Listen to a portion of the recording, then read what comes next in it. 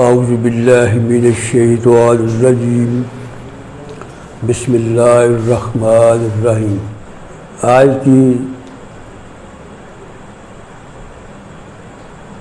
جو بات ہے اس کا موضوع ہے لباس۔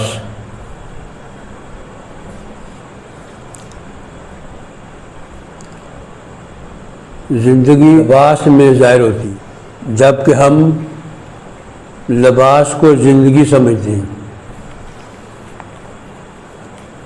یہ ایک ایسا مصرع ہے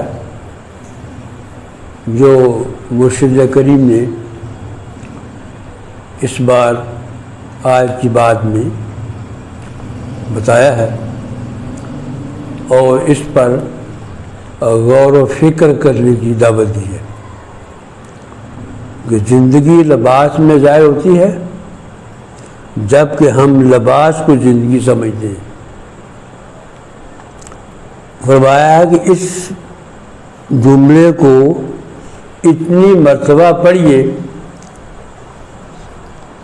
کہ اس میں مخفی معانی سمجھ میں آ جائے کہ دراصل انسان کی جو اصل ہے وہ اس کی روح ہے۔ روح جب نزول کرتی ہے تو ہر زون میں ایک لباس تیار کرتی ہے، اور اس لباس کے ذریعے اس عالم میں اس کا مظاہرہ ہوتا ہے۔ قرآن کریم کو اگر ہم باقاعدگی سے سمجھ کر پڑھیں تو ہمیں رہنمائی ملتی ہے کہ یہ دنیا اور ہم مادے سے بنے ہوئے ہیں، اور مادے کی ضروریات مادے سے ہی پوری ہوتی ہیں۔ اس کے باوجود مادہ سب کچھ نہیں ہے۔ ضروریات اسی سے پوری ہوتی ہیں لیکن مادہ سب کچھ نہیں ہے۔ یہ اس دنیا کے تقاضے پورے کرنے کا ایک ذریعہ یا میڈیم ہے۔ میڈیم کو سب کچھ سمجھ لینا نادانی ہے۔ یہ نادانی اور بھول سے نکالنے کے لیے اللہ تعالیٰ کے پیغمبران علیہ السلام اور ان کے وارث دوست اولیاء اللہ نے مخلوق کو کائنات میں تفکر کرنا سکھایا، تاکہ ذہن تنگ نظری سے نکل کر لامحدود علم سے رجوع کرے۔ مخلوق کی ابتدا اسپیس سے ہوتی ہے۔ اب آپ دیکھیں کہ جب اللہ تعالیٰ نے کن فرمایا تو کائنات اللہ تعالیٰ کے اندر سے نکل کر ٹھو گئی۔ اللہ کے اور مخلوق کے درمیان اسپیس آیا، الگ ہوئی نا، اسپیس آیا۔ مخلوق کی ابتدا اسپیس سے ہوتی ہے۔ مثلا مرد اور عورت کا رشتہ ازدواج ایک اسپیس ہے۔ نسل بڑھنے کی خواہش دوسری اسپیس ہے۔ خواہش پر عمل تیسری اسپیس ہے، اور خواہش کا نتیجہ چوتھی اسپیس ہے۔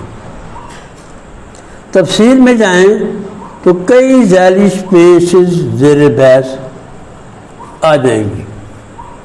قرآن کریم کی سورہ المومنون کی آیت نمبر 12 اور 14 میں اس کے متعلق ارشاد باری تعالیٰ ہے، اور بلا شبہ ہم نے انسان کو مٹی کے ساتھ سے بنایا، پھر اسے ایک محفوظ جگہ تبکی ہوئی بوند میں تبدیل کیا، پھر اس بوند کو لوتھڑے کی شکل دی، پھر لوتھڑے کو بوٹی بنایا، پھر بوٹی کی ہڈیاں بنائیں، پھر ہڈیوں پر گوشت چلایا، پھر اسے ایک دوسری مخلوق بنا دیا۔ پس اللہ بڑا بابرکت ہے، جو تخلیق کرنے والوں میں بہترین خالق ہے۔